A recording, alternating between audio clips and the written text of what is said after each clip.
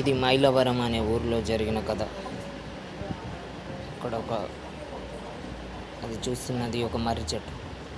ఎన్నో ఏళ్ల క్రితం ఆ మర్రి చెట్టు ఆ ఊరిలో చెప్పేది ఏంటంటే అది 300 సంవత్సరాలకు పైగా ఉండి బతుకుతున్న మర్రి చెట్టు. అక్కడ చాలా ఊర్లు ఉండేవి.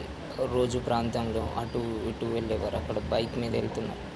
చాలా రోజుల క్రితం అక్కడ ఆ ఊరిలో జరిగిన నిజమైన సంఘటన ఏంటంటే అవు అందరు ఊర్లలాగే అది అందరూ సంతోషంగా ఉండేవారు. కానీ ఒకరోజు ఏమైందంటే అక్కడ కనిపించే ఇళ్ళల్లో ఒకరైన వాళ్ళకి అందులో ఎవరు ఉండరు.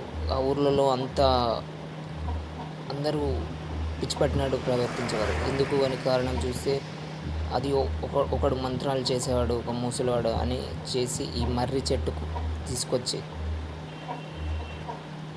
అక్కడ కాల్చి చంపేశారు. చచ్చిపోయేటప్పుడు ఆ మంత్రగాడు శపించాడు, నేను చేయని తప్పుకు నన్ను ఎలా శిక్షించారు, మీరు కూడా ఏదో రోజు అందరూ మీ చావు కోసం నేను ఎదురు చూస్తాను ఇలా. అది జరిగిన 1 సంవత్సరం తర్వాత ఆ మర్రి చెట్టు కిందకి ఎవరు వెళ్ళడానికి ఇష్టపడరు. అందరూ చచ్చిన ఆత్మ అక్కడ ఉంది అని భయపడతారు. కానీ ఒక రాత్రి అర్జున్ అనే వ్యక్తి వెళ్తాడు. అక్కడ ఏం లేదు, ఏది లేదు అని లాంతర్ పట్టుకుని వెళ్తాడు. తీసుకొచ్చి మళ్ళీ తెల్లారి ఆ రోజు నైట్ అది తెల్లారి వచ్చి చూసేసరికి లాంతర్ ఉంటుంది, అర్జున్ ఉండడు. ఊరు వాళ్ళందరూ ఏమైంది ఏమైంది అని అనుకుంటారు. అర్జున్ కనబడు.